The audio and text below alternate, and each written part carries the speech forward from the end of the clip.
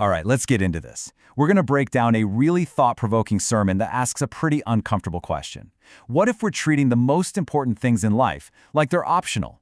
It's a fascinating look at how we filter information to suit ourselves and why that can be so dangerous. You know, it all kicks off with something we're all guilty of: selective hearing.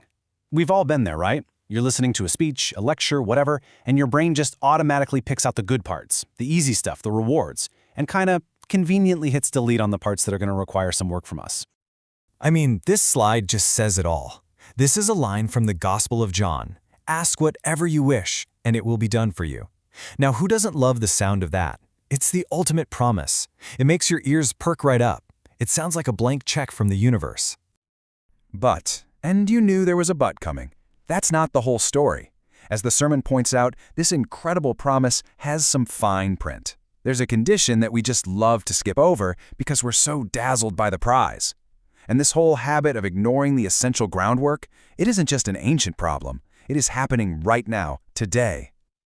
To really show how this plays out in our world, the sermon uses this amazing supercurrent analogy, our growing obsession with artificial intelligence. It's the exact same behavior, just wearing a different outfit. So the pastor tells this story. Picture this. A manager gives a super urgent task to an employee who's usually on top of his game. But this time, nothing. The employee is just stuck, frozen. He can't move forward. So the manager asks what's going on, and the employee kind of whispers, ChatGPT is down. The tool he was leaning on was gone, and his ability to actually do his job, gone with it. And this brings us to this really key idea from the sermon, a Korean term, gibbon ryok. It literally means fundamental skills. You can think of these as the absolute non-negotiables, the ability to read and actually understand, to write clearly, and maybe most importantly, to ask smart questions. This is the stuff you need to survive, to thrive, whether you have tech or not. This is your foundation. And this slide just lays out the danger so perfectly. When AI is a tool, it makes your fundamental skills, your jibonnyuk, even better. You're the one in control. But when it becomes a crutch, it doesn't just help you, it replaces those skills. And the moment that crutch gets kicked out from under you, you're helpless because you never actually had the core skill yourself. So what's the big takeaway here? The story about the employee in ChatGPT isn't really about technology. It's a perfect parallel for the sermon's main point about faith. It's about what happens to us when we get confused about what's essential and what's just a nice little add-on. This right here, this is the heart of the entire message. Just like those fundamental skills, that given ryok, are absolutely essential for a professional to do their job, the sermon argues that certain spiritual practices are just as essential for a life of faith. They're not optional extras. They are the entire foundation. Okay, with all that in mind, let's circle all the way back to that Bible verse from the beginning. It's time to actually read the fine print. You know, the part that our selective hearing probably skipped right over the first time around. So here it is, the whole thing. The amazing promise is still there at the end, but look what comes first. If you remain in me, and my words remain in you, those are the conditions, those are the essentials. The relationship and being in sync have to come first. The promise is the result of that foundation. It's not some standalone giveaway.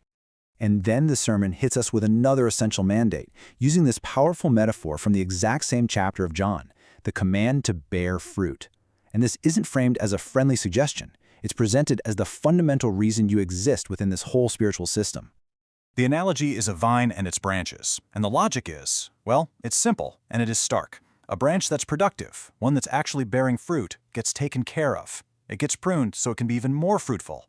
But a branch that bears no fruit, it's seen as useless. It gets cut off, thrown away. The stakes literally could not be higher. In this picture, being fruitful is a matter of survival. And just to make this point crystal clear, this sermon brings in another Korean word, sanggwa. This basically means performance or results. Think about the corporate world. If you don't produce sanggwa, you get cut from the team. It's not personal, it's just how it works.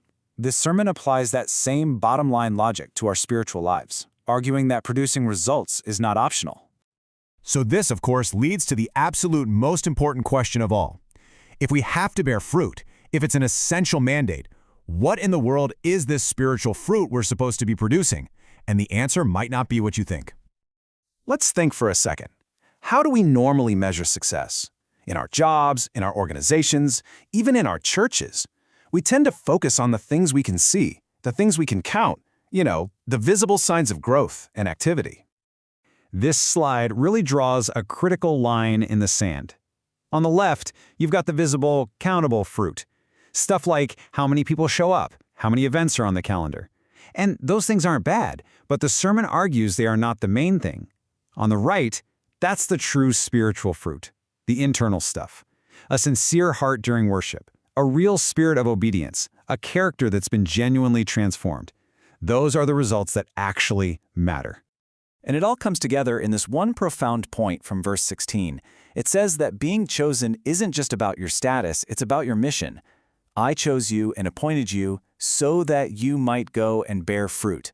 See, bearing fruit isn't just a requirement to stay attached, it's the entire reason you were chosen to begin with.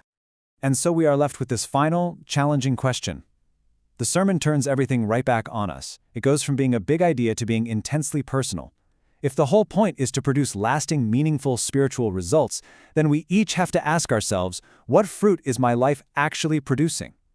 It's a question about the difference between just looking busy and truly being fruitful. And according to this sermon, that's a question with some pretty eternal consequences.